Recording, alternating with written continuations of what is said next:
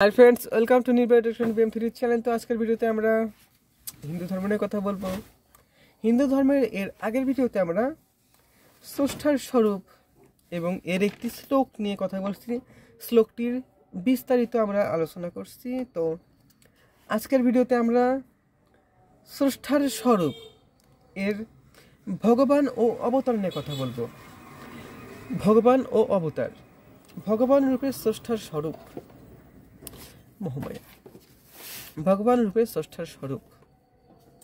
হিন্দু ধর্ম দর্শন অনুসারে ঐশ্বর্য, বীর্য, যশ, শ্রী, জ্ঞান, বৈরাগ্য ভাগ বলে। ঐশ্বর্য, বীর্য, যশ, শ্রী, জ্ঞান, বৈরাগ্য অর্থাৎ ছয়টি। হিন্দু ধর্ম দর্শন অনুসারে ছয়টিকে ভগ বলে। ভগ যার মধ্যে পূর্ণরূপে ভ আর গ, ভগ। ভগ অর্থ যার মধ্যে পূর্ণরূপে আছে তিনিই ভগবান, অর্থাৎ এই ছয়টি উপাদান যার মধ্যে আছে তিনি ভগবান।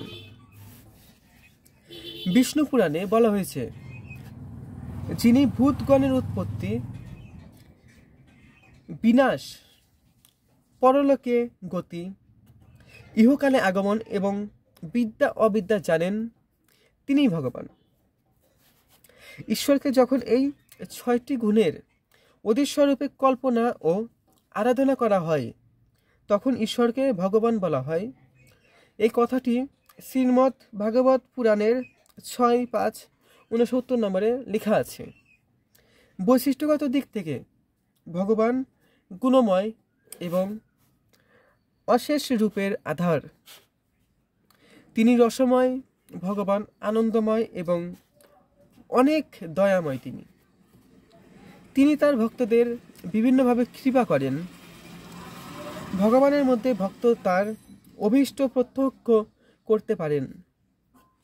ভগবান যে কোনো রূপ ধারণ করতে পারেন, ধারণ করে ভক্তকে দেখা দেন, লীলা করেন।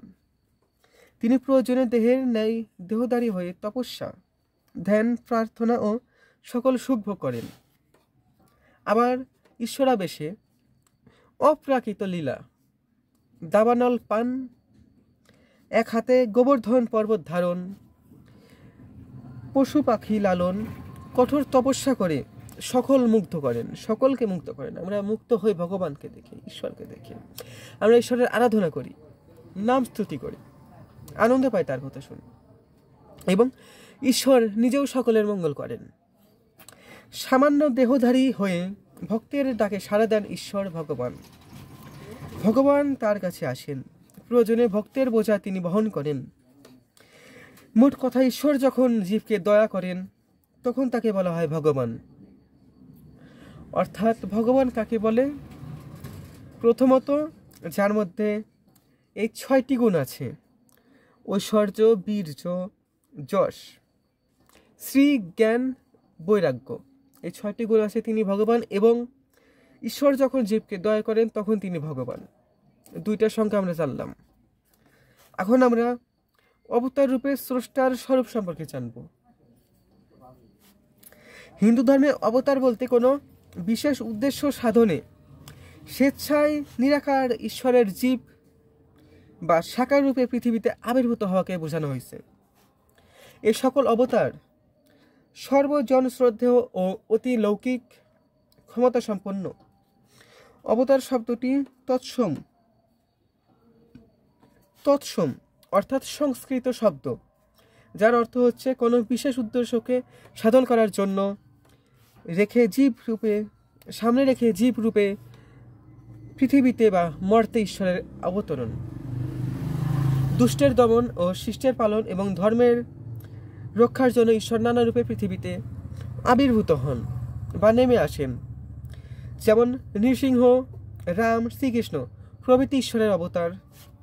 ধর্ম অনুশীলনের ক্ষেত্রে পরম সত্তা বা পরমেশ্বর থেকে উদ্ভূত সকল অবতারই অত্যন্ত গুরুত্বপূর্ণ।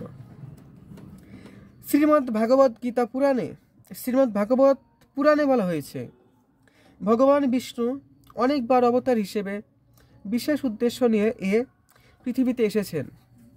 বিভিন্ন যুগে ভগবান বিষ্ণু 9 বার অবতার হিসেবে অবতীর্ণ হয়েছেন।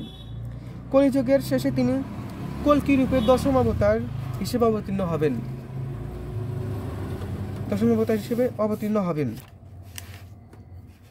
এখন আমরা এই বিষ্ণুদেবের 10 অবতারের নামটা আগে জেনে নিই। প্রথমে হলো মৎস্য অবতার, দ্বিতীয় হলো কুর্ম অবতার,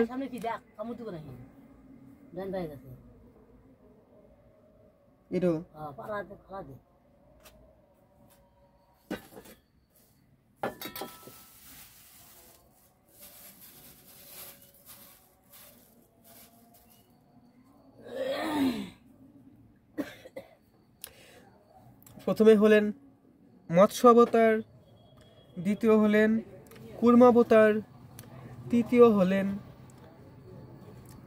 বরাহ অবতার, চতুর্থ হলো নৃসিংহ অবতার, পঞ্চম হলো বামন অবতার, ষষ্ঠ হলো পরশুরাম অবতার, সপ্তম হলো রাম অবতার, অষ্টম বলরাম অবতার, নবম বুদ্ধ অবতার এবং দশম অবতার কল্কি অবতার। কল্কি সর্বশেষ অবতার। কলিযুগের শেষে কল্কি দেব আবির্ভূত হবেন এবং দুষ্টের দমন ও শিষ্টের পালন করবেন তিনি। হিন্দু ধর্মের বিশ্বাস অনুযায়ী কলিযুগের শেষের দিকে তার আবির্ভাব ঘটবে।